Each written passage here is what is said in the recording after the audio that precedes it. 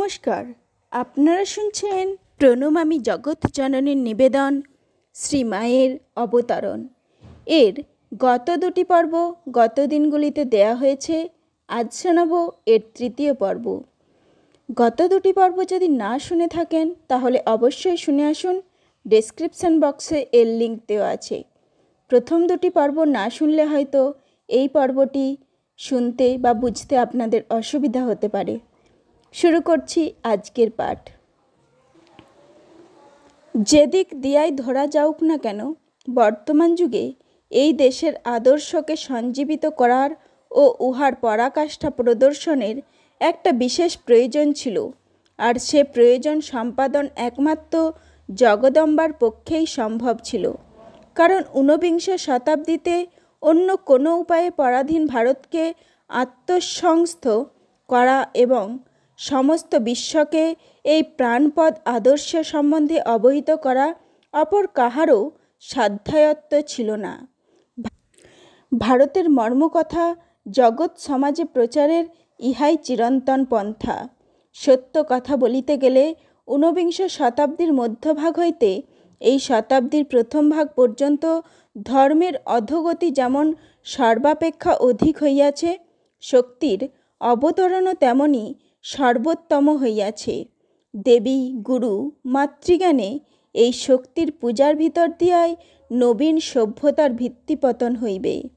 গীতায় শ্রীকৃষ্ণ যদিও ইঙ্গিত করিয়াছিলেন যে ভগবান স্বয়ং মানব দেহ ধারণ করিয়া আসিলেও ক্ষুদ্র চিত্ত মানুষ তাহার পরমেশ্বরত্ব না বুঝিয়া সাধারণ নরবুদ্ধিতে তাহাকে অবজ্ঞা করিয়া থাকে, তথাপি তাদৃশ দেহ অবলম্বনেই তিনি যুগে যুগে সুখ দুঃখ ও ভ্রম প্রমাদপূর্ণ মানব জীবনকে দৈবী সম্পদে ভূষিত করিবার প্রণালী দেখাইয়া থাকেন। কারণ স্বার্থ বিজড়িত সংসারে নিবন্ধ দৃষ্টি জনসাধারণের পক্ষে উচ্চতর আদর্শের জন্য উদ্দীপনা লাভের অন্য কোনো উপায় নাই। এই শিক্ষাদান বহু প্রকারে হইয়া থাকে। কোনো ক্ষেত্রে উপদেশচ্ছলে কিংবা স্বীয় আচরণাদি সহায়ে মহাজন সমাদৃতা ভাবরাশির পরাকাষ্ঠা প্রদর্শিত হয় এবং উহাদের অধিকতর গাম্ভীর্য সম্পাদিত হয়। কোনো স্থলে লীলা বিগ্রহ অবলম্বনে উন্নত চরিত্র গঠনের জন্য যুগোপযোগী নবীন পন্থা নির্ধারিত হয়। আবার ক্ষেত্রবিশেষে লীলাচ্ছলে বিবিত চিত্রবিমোহন ভগবত উদ্ধারের প্রতি মানব হৃদয়কে অধিকতর আকৃষ্ট করা হয়। অবশ্য অবতারের কার্যাবলী এই ভাব গাম্ভীর্য সম্পাদন, নবীন আদর্শ সংস্থাপন ও মানবচিত্তের আকর্ষণ মাত্রেই নিঃশেষিত হয় না। বস্তুত ভাবঘন মূর্তি ঈশাবতারের উদ্দেশ্যাদি মানব বুদ্ধি সহায়ে সম্পূর্ণরূপে পরিমাপ করা বা বাক্যে প্রকাশ করা সম্ভব নহে। বিশেষত বহু শতাব্দী ধরিয়া সমাজ কল্যাণ সাধনার্থে যে ভগবৎ শক্তি প্রসারিত হয়, তাহার পূর্ণ সার্থকতা প্রথমাবস্থায় নির্ণীত হইতে পারে না। ভাবি ইতিহাসই উহা নির্ধারণে সক্ষম।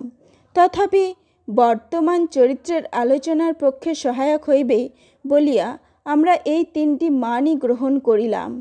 শ্রীমা সারদা দেবীর জীবনে আমরা মাতৃত্বাদি দৈবভাবের পরাকাষ্ঠা দেখিতে পাইব এবং ধর্মমার্গের পরিপুষ্টির জন্য উহারা কেমন করিয়া নবভাবে রূপায়িত হইয়াছে তাহারও পরিচয় পাইব। আমরা দেখিব তাহার জীবনে দুহৃত্তি, ভগিনী, বধূ, পত্নী, গৃহিণী প্রভৃতি নারী জনচিত সম্বন্ধ ও অবস্থা বিশেষের আদর্শ স্থাপিত হইয়াছে এবং তাহার অমল ধবল লীলাবিলাস সত্ত্বই মানব মনকে আকর্ষণপূর্বক চিরদ্ধের বস্তুরূপে বিরাজিত রহিয়াছে। ইহা কি ভাবের উচ্ছ্বাস অথবা বাস্তবতার অস্ফুট ইঙ্গিত? আমরা পাঠককে এই জীবন অনুধাবনে এই প্রশ্নের পুনরুত্থাপনে আহ্বান করি, কিন্তু আমাদের বিশ্বাস তিনি স্বয়ং তৎপূর্বেই তথ্যের সন্ধান পাইয়া সন্দেহ নিযুক্ত হইবেন।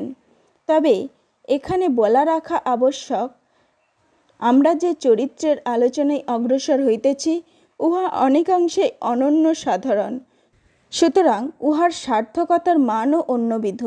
সমসাময়িক জগতে যে অতি মানব মূর্তিগুলো অকস্মাৎ স্ফীতিলাভ করিয়া কিছুকাল বিস্ময় উৎপাদনান্তে ইতিহাস পৃষ্ঠা হইতে চিরদিনের জন্য বিলীন হইয়া যায়, অথবা যে সকল জীবন কর্মচাঞ্চল্য বাগাড়ম্বর বা যন্ত্রাদির বিকট সংঘর্ষ উৎপাদনপূর্বক তৎকালিক সভ্যতাকে সংকটাপন্ন করে এবং ইতিহাসের অধ্যায় বিশেষকে চিরকলঙ্কিত করিয়া রাখে, শ্রী শ্রী সারদা দেবীর জীবনী সেই ক্ষণিকা চমৎপ্রদ স্তরের নহে।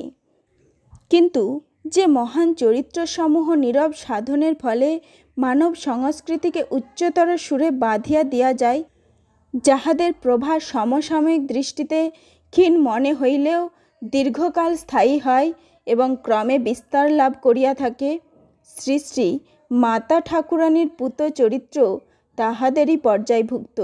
শুধু তাহাই নহে, সতী, সীতা প্রভৃতি যে সকল প্রাতঃস্মরণীয়াদের আগমনে ধর্মজীবনের পঙ্কিলতা বিদূরিত ও নবোদয়ের সূত্রপাত হইয়াছিল, শ্রীমায়ের জীবনী তাহাদেরই সমশ্রেণীতে স্থাপনীয়। সবই সত্য, তবু প্রশ্ন জাগে, সমগ্র বিশ্বের জন্য যে শক্তির অবতারণ, তিনি নবীন সভ্যতা হইতে বিচ্ছিন্ন এক ক্ষুদ্র পল্লীকে কেন আপনার পৃষ্ঠস্থান হিসেবে নির্বাচন করিলেন? ইহার উত্তর কে দিবে? যাহার অচিন্ত মহিমায় জগতের সৃষ্টি স্থিতি লয় হইয়া থাকে, তাহার কয়টি কার্যের কারণ নির্ণয়ে আমরা সমর্থ হই, তবু মানব বুদ্ধি নিজের এই অপারগতা জানিয়াও অনুসন্ধানে বিরত হয় না। আমরা তাই ভাবি, জয়রামবাটির কি কোনো নিজস্ব মহিমা ছিল, যাহার ফলে সে এই সৌভাগ্যের অধিকারী হইল? বহু সন্ধানেও তেমন কিছু দৃষ্টিগোচর হয় না। শুধু ইতিহাসের পৃষ্ঠাগুলি আমাদিগকে স্মরণ করাইয়া দেয় যে শ্রীকৃষ্ণের জন্ম কংসের কারাগারে এবং শৈশব, বাল্য ও কৈশোর গোপ বালকদের মধ্যে ব্যয়িত হইয়াছিল। যীশুখ্রিস্ট অশ্বশালায় জন্মগ্রহণ করিয়া সূত্রধর গৃহে লালিত হইয়াছিলেন। শ্রীরামকৃষ্ণ অখ্যাতনামা কামারপুকুর গ্রামে ঢেঁকিশালে ভূমিষ্ঠ হইয়া দক্ষিণেশ্বরের মন্দিরে দেবল বৃত্তি স্বীকার করিয়াছিলেন।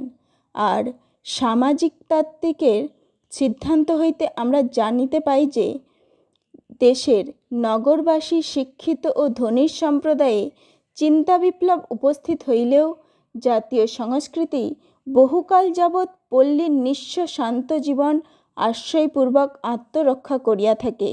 বিশেষত ভারতীয় সংস্কৃত দরিদ্র ব্রাহ্মণ ও কপর্দকহীন ধর্মগুরুদিগের আধ্যাত্মিক উচ্চাসন ছাড়িয়া দিয়া আত্মরক্ষার এক অদ্ভুত উপায় আবিষ্কার করিয়াছে।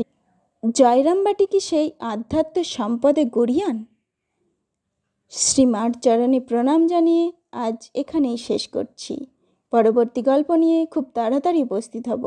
ততক্ষণ সকলে সুস্থ থাকুন, ভালো থাকুন আর শুনতে থাকুন প্রণমামী জগৎজননীর আলোচনা। ধন্যবাদ।